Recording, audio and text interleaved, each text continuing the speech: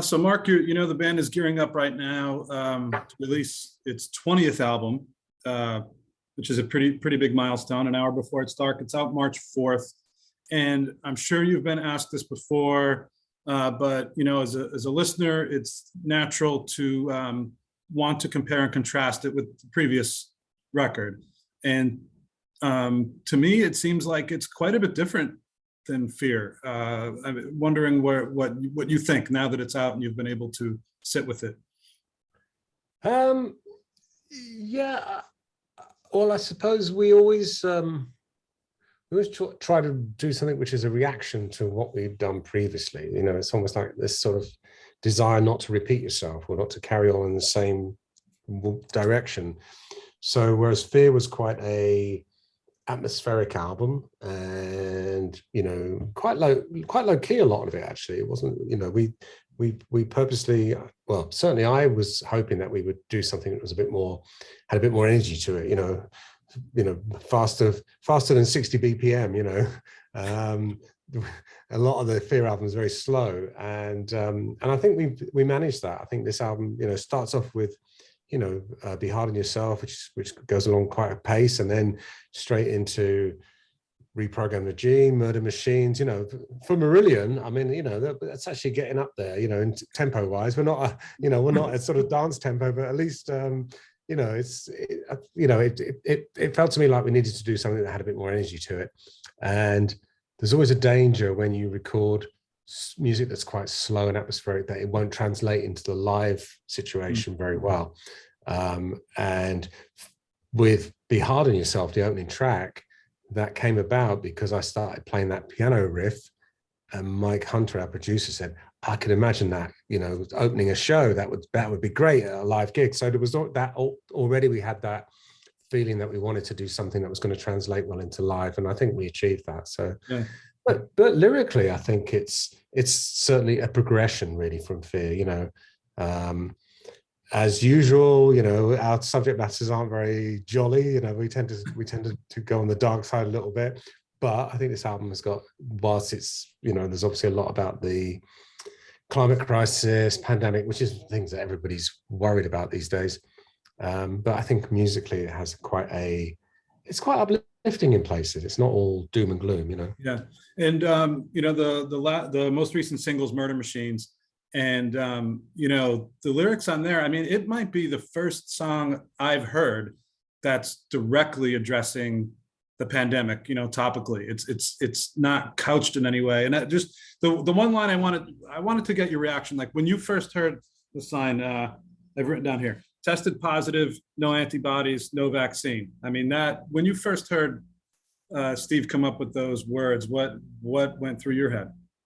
Well, it was a bit of a surprise because I thought that we were avoiding the pandemic. I thought we weren't going to do songs about the COVID pandemic, you know, because by the point we were well into it, we actually had to practically stop for a while because of it, you know. So, you know, and he even said, I'm not going to write songs about you know, everybody will be sick to death of it. But when you write music and you write songs about what's happening, what moves you, what you know, scares you or angers you, whatever, you know, it's hard to avoid it, you know. And I think he, certainly in that case, he's approaching it head on, as you said. And I'm not too worried about it. I think the music carries it. You know, if it had been musically very down and dark as well, I think it would have been a problem. But you know, but lyrically, I mean, the final song, Care, you know, again, it's certainly as much about the pandemic as anything else. The closing 4 or 5 minutes of that song is almost, you know, it's like a hymn almost, you know. It's very uplifting. So, you know, I think you can do it in a way that isn't going to bore people or make people or turn people off because they're like, oh God, we're sick of this, you know. So hopefully we achieve that, you know. Invincible to me is definitely one of the more straightforward songs the band has done. I don't even know if it really has a chorus. It definitely doesn't have an intro. It just comes right at you. How did that song come about? Did that one kind of flow out naturally, or did it take some, cobbling together? Invincible, did you say? Yeah, Yeah, you're using the section names, which I'm not that yeah. I'm familiar sorry. with, to be honest. Yeah, So, so is that it's part of it's part care? of Care. It's the really Yeah. straightforward one. It's like a straight rocker.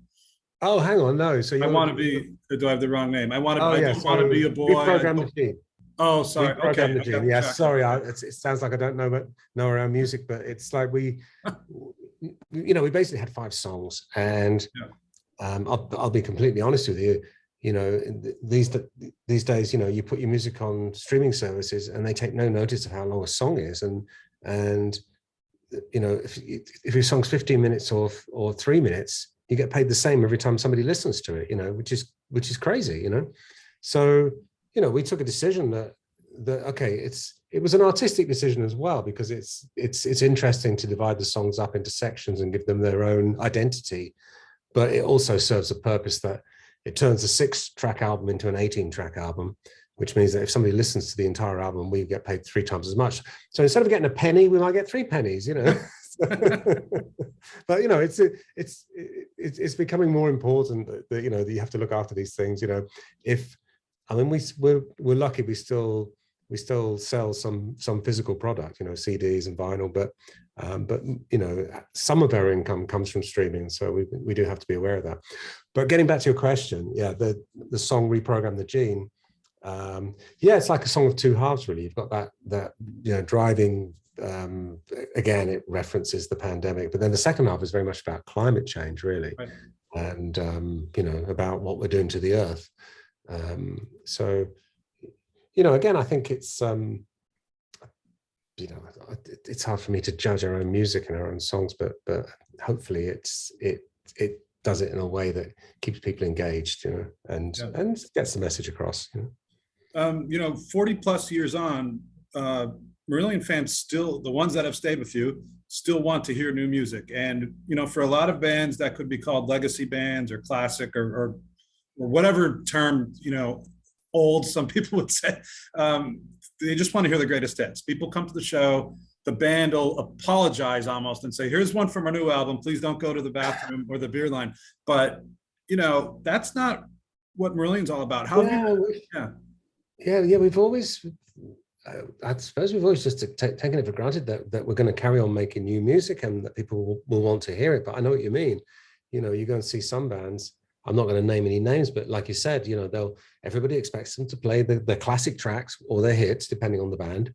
Classic tracks being from their early years, and as you said, they might play 1 or 2 songs from a new album, and almost apologetically squeeze them in amongst the classics or the hits. In our case, we proudly go out there and go, right, we're going to play the entire album, and people don't leave, So I think that's just how it's always been with us, and people expect us to make new music.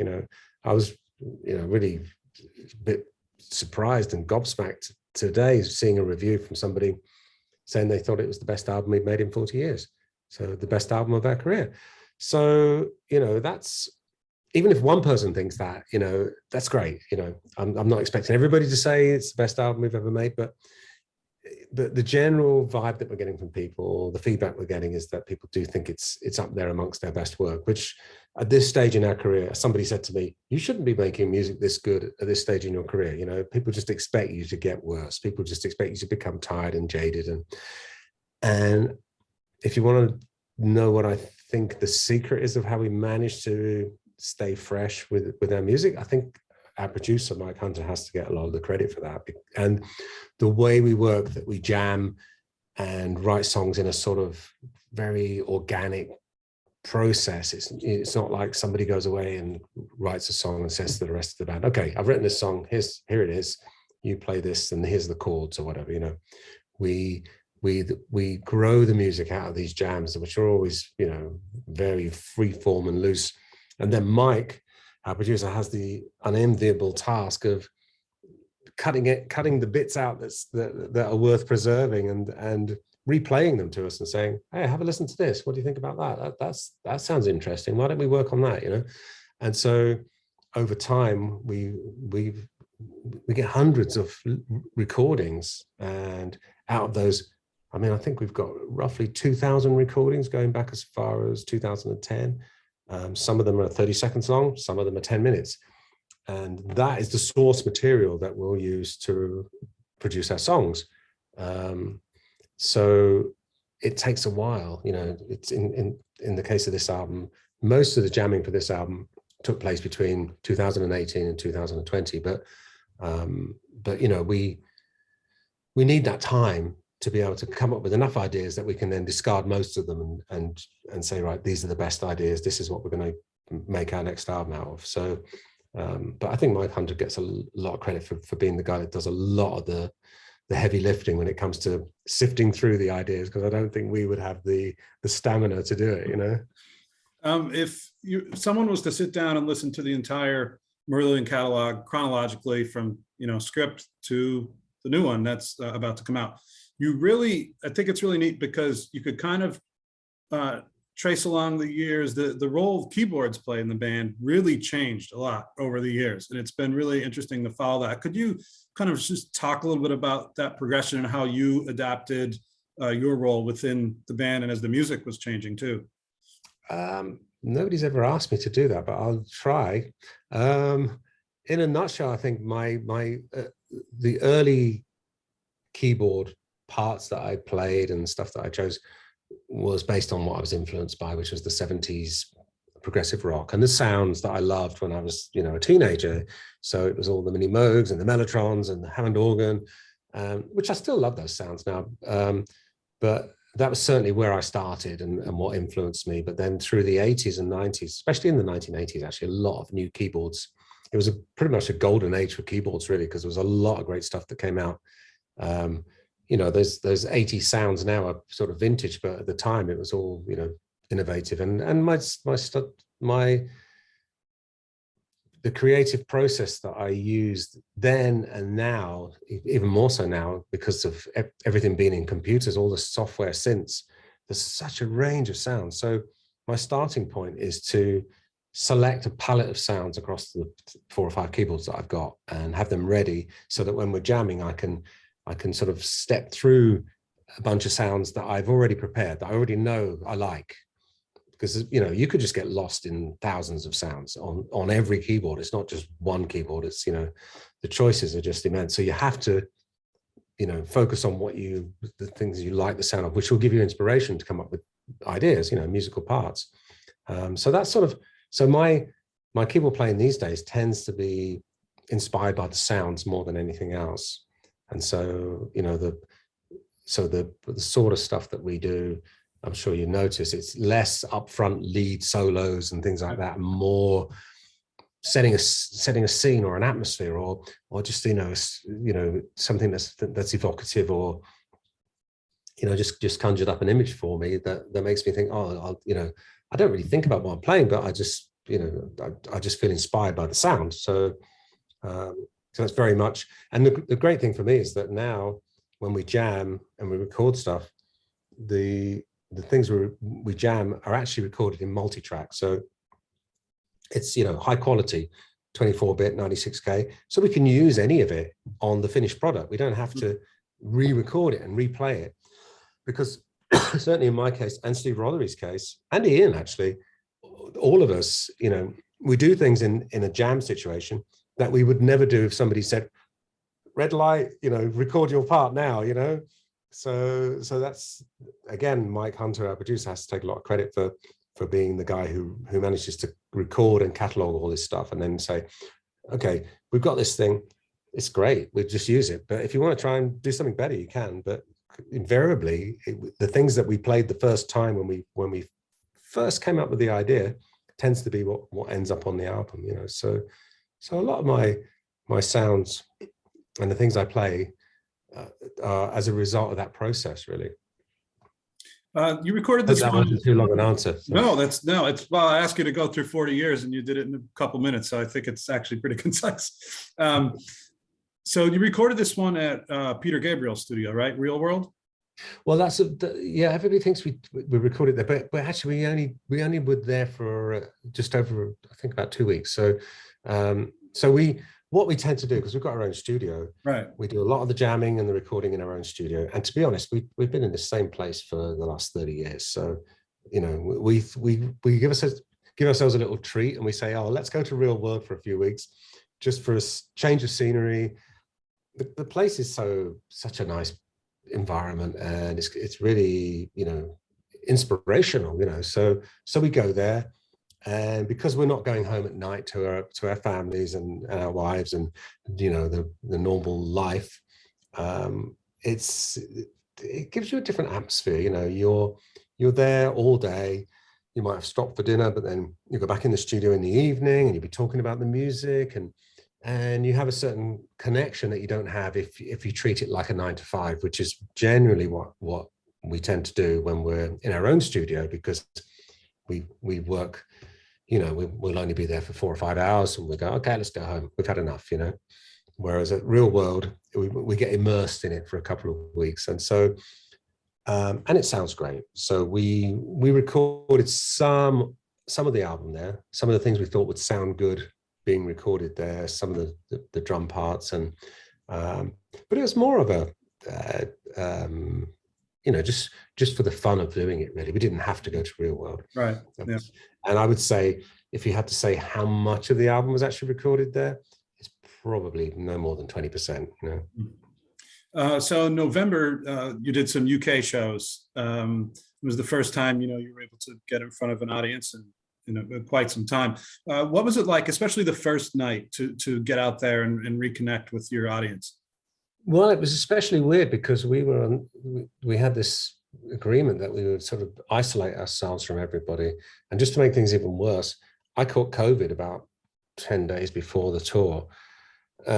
So I was like doing these tests every day, you know, just hoping that I was going to be, you know, negative by the time the first show came around. And I tested negative the day before. But the rest of the band wouldn't let me on the tour bus. They're like, yeah, you can go and travel on your own, stay in a hotel. So for the first 3 days, I wasn't even allowed to see anybody apart from when we were on stage. That was the only time they would actually be in the same building as me. But I didn't pass it on to anybody. It was fine. But it was weird, you know, that whole thing of being in a bubble and then just going from the dressing room to the tour bus and you know, not even mixing with the crew or anybody, not seeing anybody. You know, we basically said, okay, so if any of our wives came to the shows, they weren't allowed to come backstage, you know. It was so it was a bit strange, but actually getting out and playing again was great, because we haven't played for 2 years, which is, since I've been in the band, you know, for the last 40 years, we've never gone a year without a gig, at least one show in a year. So to have 2 years with nothing was weird, and so, you know, it was really good to get back out and play, and I think people appreciated that we were actually out there doing it, and it was an enjoyable tour despite the strangeness. Yeah. When you get back out there for the upcoming dates, are you planning on doing the entire new album? Well, we've got the weekends first, the Marillion weekends, right, that we've been doing them for the last 20 years, but so we're doing I think the first one's in Poland in April, and then we've got another one in Stockholm and the UK and Montreal and Lisbon. So at those weekends, I'm not sure if you know, but we play 3 nights in a row with 3 completely different shows. And we've always traditionally played we've, you know, showcased an album in its entirety. So the album was, well, actually we're going to do 2 albums, but one of the albums will be F.E.A.R. It's not F.E.A.R, sorry, An Album Before It's Dark. So that'll be the entire album played live for the first time when we go to Poland, and at each of the weekends. Yeah, so we've actually started rehearsing for that, and it's sounding pretty good, actually. And the other 2 nights we're doing another album, which I'm not sure if we've said what that is, so I won't say which one it is, but and then a bunch of other songs for a different night. But yeah, we usually play 2 hours a night, something like that. So there'll be other songs as well apart from the album. But yeah, so we're in the middle of rehearsing for that now. In fact, I'm the reason I'm in a hotel tonight is because we have been signing I've been following that on Instagram, and it looked like you guys were going to pass out. Honestly, horrible. We had 3 days of this. So we finished at 7 o'clock this evening. So excuse me if I have this. Oh, please do. Yeah, my hand was like, oh my God. But yeah, it's done. We finished this evening, so going home tomorrow. How many did you sign? About 14,000. Oh my God. Yeah, wow. I think it was about 2,000 or 3,000 vinyl, about 8,000 of the sort of special edition, and then another few thousand of the normal CDs. Yeah. Well, that shows you got a lot of pre-orders though, so that's, a good thing. Yeah, absolutely. No, we're not complaining. I mean, we were complaining, but we're not really, if you know what I mean. It was it was a marathon of signing, but we allowed 4 days actually. We thought we might be here till Thursday, but actually we finished this evening, so we're done. Good. Which is good. Are there any plans in the works to come to North America during this album cycle? You know what? I think it would be great if we could, but at the moment there isn't anything. We haven't got anything booked, and we've talked about possibly doing a weekend somewhere in the USA. I mean, we're playing in Canada. We're doing the weekend in Montreal, but in first week of July actually. But at the moment, no, we haven't. And we've got Cruise to the Edge, which of course set sail from Florida. That's in first week of May. But apart from that, that's the closest we get to playing anything in the US. Whereabouts are you based? New York City. Okay. So yeah, I saw F.E.A.R. I saw the F.E.A.R. tour at the Keswick Theater outside of Philadelphia. So okay, that was a neat place. My memory of that tour was the final night in New York when Donald Trump got. I wanted to ask about that because the last time you played in the U.S., you were here on election day, U.S. election day. Trump was elected. What was it like being here as a foreigner, really? And what was it like? It was surreal because we played the gig and then we were in Times Square, and it was literally unfolding in front of our eyes that Trump had won, and I don't think anybody could believe it. There was like a stunned silence, amongst the people that were standing there, and we're not from the US, so it doesn't really affect us quite as much. But yeah, it's been a surreal 4 or 5 years, really. Yeah, I do follow US politics more than I ever used to, actually, since I got Donald Trump to thank for that, because it's like I was going to say it's like a soap opera almost, the things that happen. But yeah, I'm not really qualified to comment on politics. Everybody's got their own opinions, and most musicians quite understandably keep their politics out of music. But yeah, it's interesting times, put it like that. Yeah, certainly. I wanted to ask about your new book. It's been your book came out not too long ago, right? Was it this month or last month? That's right. It came out a few weeks ago. Yeah, that was one of my lockdown projects. I did a solo album in 2020. Finally, after 25 years of saying that I was going to do one, the first lockdown gave me the opportunity to actually do it, so I did. And when it was released at the back end of 2020, I was interviewed by a chap who was also a publisher, and he asked me if I had ever thought about making writing an autobiography, and I was like, no, not really. He said, well, I think you should think about it. I think you can have a story to tell, and I was like, okay. And that was the thing that started me thinking about it, because it's the last thing on my mind, really. But then I said, okay, well, I could do with somebody to help me, because I'm not a writer, really. I can write it down, but somebody needs to polish it, So then I got a chap called Phil Wilding, who I'd known he's a journalist and a writer, and I like his style, and we get on well. So I approached him, and it worked really well. It was really good fun to do. I wish I had another story to tell, because I would love to write another book, because it was great fun. I literally typed the whole thing out chapter by chapter, sent it to Phil. He then did his thing, and honestly made me sound more intelligent and funnier than I am, which what's not to like about that. And it's been really well received. I hopefully didn't lose too many friends over it. I know Fish was a little bit upset about some of the things I said, but I'm sure he'll get his revenge when he does his own book. Although he did thank me for giving him the kick up the arse he needed to write his own book. So he's going to do a book. I didn't know that. Yeah, he's been talking about it for years. So now I think he might actually do it. But I wanted to be honest, but I also wanted it to be a entertaining read. I didn't want it to be boring. I've read quite a few music autobiographies, and some of them are tedious beyond belief. So I hopefully it was entertaining as well. But I've had really good feedback from it.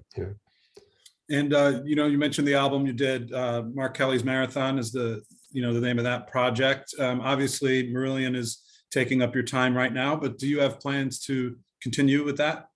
Yes, I've got the rest of the guys from Marathon breathing down my neck, telling me when are we going to do the next one. So there's been a bit of work done on it, but not too much. It's really, as you said, it's just finding the time really, because of Marillion, which of course is my priority really musically. But there will be another one, definitely. It was fun. I enjoyed doing it. I enjoyed working with different people. I think it won't be 25 years, that's for sure. So Mark, is there anything else you wanted to mention that we didn't touch on, either about the new album or anything else you have going on?